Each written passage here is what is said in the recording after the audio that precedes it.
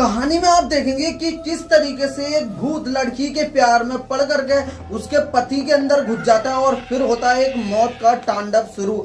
आइए देखते हैं वीडियो में आगे क्या होता है। वीडियो की शुरुआत में एक लड़की आईने के सामने बैठी होती है और कुछ श्रृंगार कर रही होती है।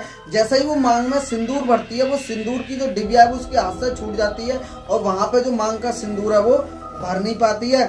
उसके कुछ टाइम बाद वहां पर उसका पति आ जाता है और वो पति उससे प्यार करने लग जाता है और वो मन ही मन सोचती है और कहती है कि मेरे मांग से सिंदूर कैसे मिट गया। तभी वो अपने पति से कहती है कि हर बार तुम ही मेरी मांग में सिंदूर भरते हो, इस बार भी लो तुम ही भर दो। तभी वो उसकी मांग में सिंदूर भरने जाता है, सिंदूर भर देता है। उसके बाद वो चेक करती है और देखती है कि सिंदूर तो भरा ही नहीं है। हालांकि सिंदूर भरा था लेकिन उसे दिखाई नहीं देता है।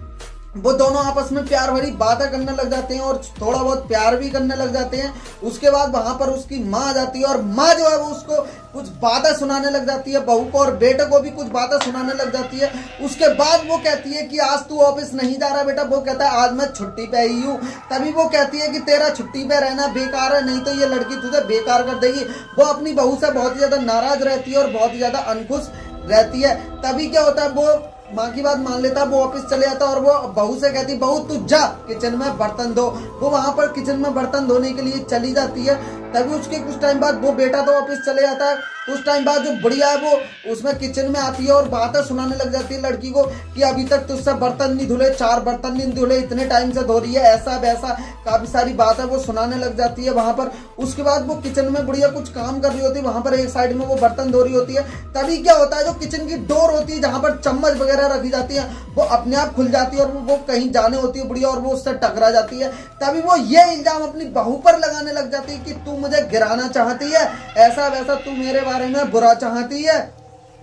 इस तरह की बातें वहां पर होती है। वो उसे बहू से समझाने की कोशिश कर रही होती है कि माँ जी मैंने ये नहीं किया, लेकिन भाई वो नहीं मानती है। उसके बाद बुढ़िया वहां से चली जाती है। तभी क्या होता है, जो ऊपर की जो ड्रॉर होती है जिसमें बर्तन मसाले वगैरह रखे जाते हैं वो अपने आप खुलती हैं बंद होती हैं, खुलती हैं बंद होती हैं। इस तरह की घटनाएं जो वहां पर होने लग जाती हैं। फिर डर के मारे वो लड़की वहां से भाग जाती है। फिर क्या होता है, उसका पति उसका काम पे से आता है और वो बेड पर कुछ अपनी पत्नी के साथ में प्यार करने लग जाता है। जैसे जैसे वो उससे प्यार करता है, प्यार करते जाता है, बातें करते जाता है, प्यार करते जाता है।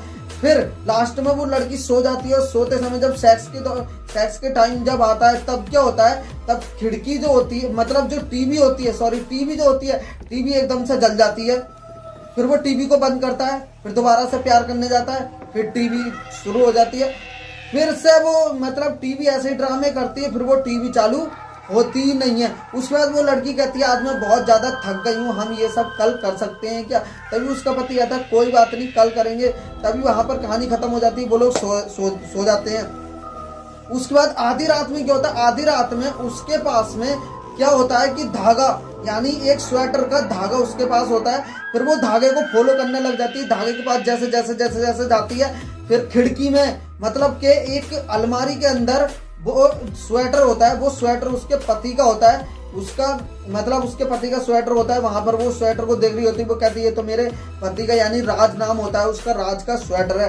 तभी क्या होता है, उसका पति वहां पर आ जाता है, यानी राज आ जाता है। वो कहता है मैं सारे में तुम्हें ढूंढ रहा हूँ और तुम यहाँ पर हो। वो कहती है ये स्वेटर यहाँ पर कैसा है, मैं धागे को फॉलो करती हूँ नहीं।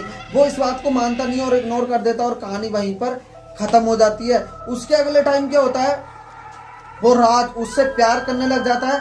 प्यार करते करते करते करते कुछ आवाजें उसके कान में आती हैं, लड़की के। फिर वो लड़की एकदम से जाग जाती है और फिर अपने पति को जो है इग्नोर करती है।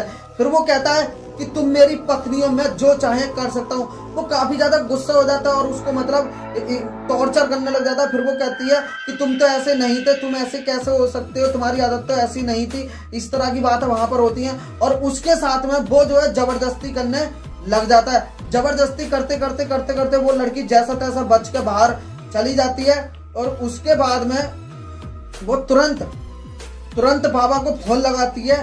फोन लगा करके सारी बातें बताती है। बाबा वहां पर आता है और बाबा क्या देखता है कि वो जो उसका जो पति होता है, वो पति के एक हाथ में जो वो बंदी होती है उसकी तरफ देखता है। तभी वो उसकी माँ आ जाती है। माँ कहती है ये सब क्या ड्रामा लगा रखा है, ये सब क्या हो रहा है। वही नागिन की फिल्म वाला सीन हो जाता है, जैसे उसका लड़की का पति आता है, वो कहता है ये क्या हो रहा है, ये क्या हो रहा है, डोंगी बाबा हटा भगाओ यहाँ से। इस तरह की बात है वहां पर होने लग जाती है। बाबा जी आते हैं फिर वो कहते हैं बेटी पूजा की तैयारी करो, पूजा की सामग्री लाओ, मैं मंदिर में जा रहा हूँ। वो जाता है और तभी वो सब कुछ देख लेता है और फिर वो बताता है कि तुम्हारे पति के अंदर एक भूत की आत्मा है और तुम्हारे पति की जो आत्मा है वो भटक रही है। वो आत्मा बार बार उसे आगाह कर रही थी, मतलब उसके पति की जो आत्मा है वो उसे बार बार आगाह कर रही थी कि तुम्हारा जो पति है वो पति नहीं है, वो एक भूत की आत्मा है।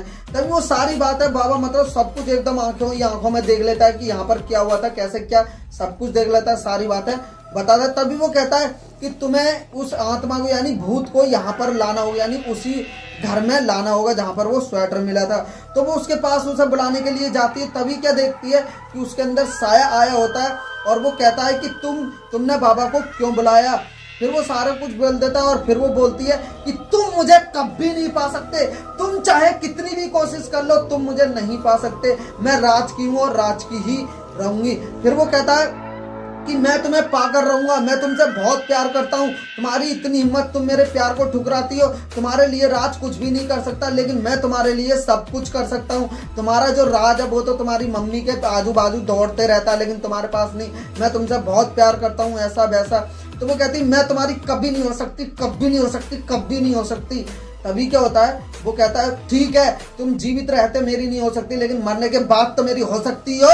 वो उसका गला पकड़ लेता है, उसे मारने की फुल कोशिश करता है। वो जैसे तैसे अपने आप को छुड़ा करके वहां से भाग जाती है।